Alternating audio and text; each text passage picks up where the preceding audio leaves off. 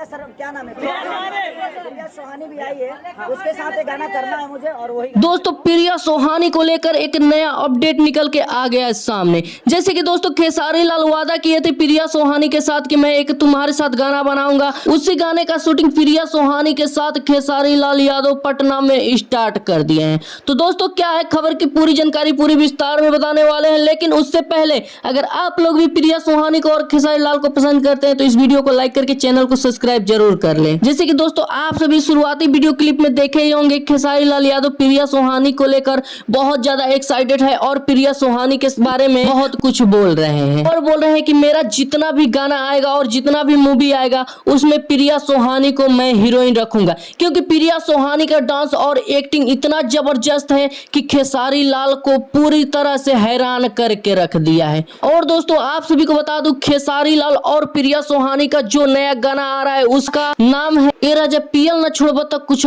कर जाए। उसी गाने का वर्जन 2 आ रहा है और जल्द से जल्द आप लोगों को बीच सुनने के लिए आ भी जाएगा प्रिया सोहानी के साथ। दोस्तों आप सभी को बता दूं ये गाना इतना जबरदस्त इतना लाजवाब होने जा रहा है जिसे सुनने के बाद आप लोग भी चौंक जाने वाले हैं।